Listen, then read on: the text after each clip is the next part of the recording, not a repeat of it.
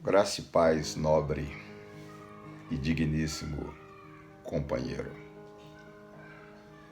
Estamos todos no mesmo barco, de quarentena, né? De alguma forma presos, circunscritos, confinados no espaço fechado que é o nosso lar. E você sabe que, de alguma forma, isso nos deixa exaustivos, né? Até um pouco estressado, porque já fazia muito tempo que a gente não sabia o que é estar parados. A gente veio de uma vida, de um ativismo descomunal, indescritível, e de repente as circunstâncias disse para nós stop, e nós tivemos que parar, né? Então eu quero propor você nessa quarentena a ler. O apóstolo Paulo escreveu a Timóteo recomendando ele que persistisse em ler. E a Bíblia diz: bem-aventurado aquele que ouve, aquele que ler e aquele que guarda a palavra dessa profecia. E o salmista no Salmos 1 disse que para a gente meditar na lei do Senhor de dia e de noite, que a gente será como árvore plantada junto a ribeiros de água, a qual dá o seu fruto na estação própria. Então eu acho que numa quarentena desse gênero seria muito proveitoso e oportuno que você aproveitasse o tempo que você dispõe para ler.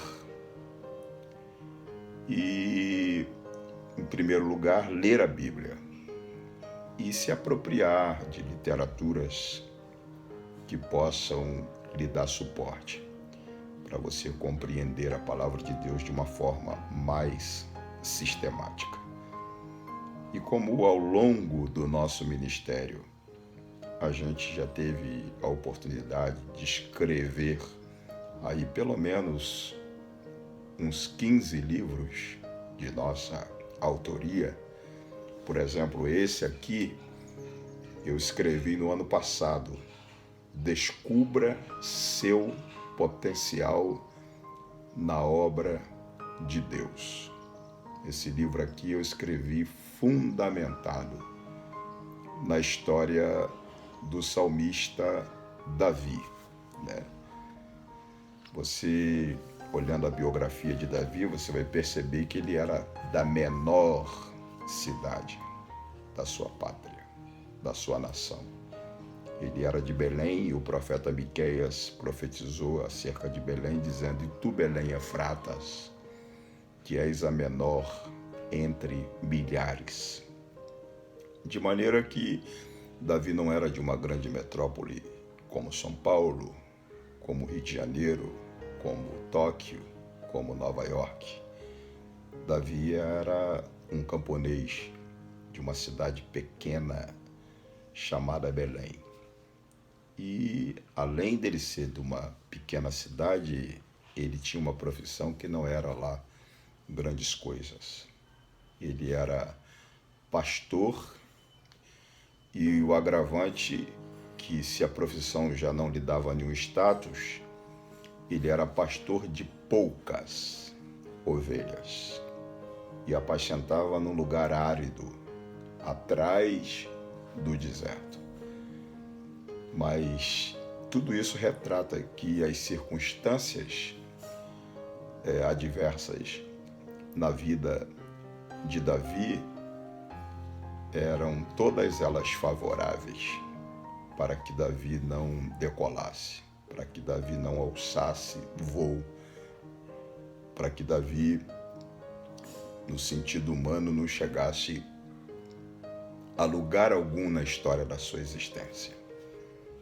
Mas lá atrás do deserto, Ele matou urso, matou leão, e a história que mais nos fascina no que diz respeito à vida de Davi foi a vitória dele em relação ao gigante Golias. E Davi só descobre o potencial que ele tem quando ele ouve as mulheres de todas as cidades de Israel emocionadas cantarem em uníssono, dizendo que o rei que governava no momento que era Saul valia por 1000 e ele que havia matado o gigante Golias valia por 10.000.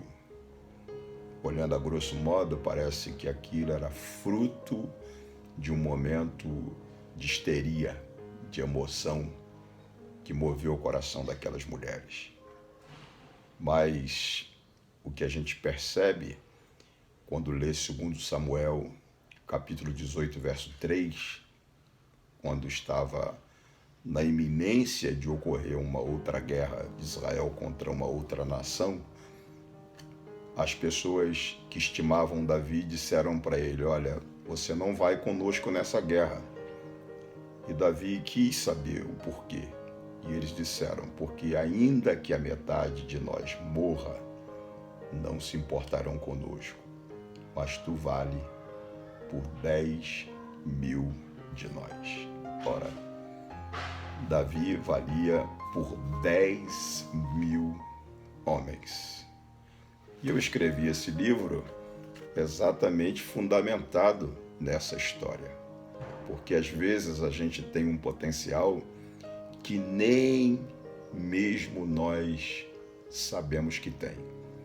E às vezes as circunstâncias que nos cercam são tão adversas que, em vez de ajudar a gente no que se refere à nossa autoestima, nossa autoimagem, nosso senso de valorização, nos deixa com aquele sentimento, minúsculo, impotente, frágil.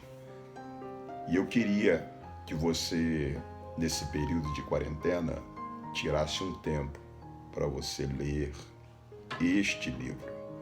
Eu tenho absoluta certeza que você vai sair dessa quarentena muito mais fortalecido do que você entrou nela.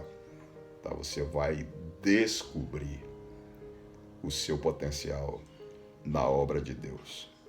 É só você entrar no nosso site www.samuelribeiro.com que você pode fazer aquisição de um livro desse.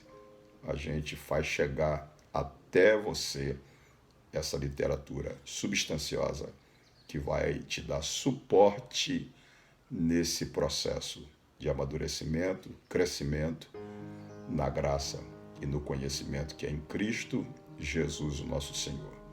Que Deus em Cristo nobre te abençoe e que você aproveite esse tempo. A Bíblia diz para a gente não ser vagarosos no cuidado, mas a gente ser fervoroso de espírito e remir o tempo. Então aproveita essa quarentena para você crescer e amadurecer, se apropriando de literaturas que podem te dar suporte para entender de uma forma mais sistemática a palavra de Deus. Que Deus em Cristo possa abençoá-lo em nome de Jesus.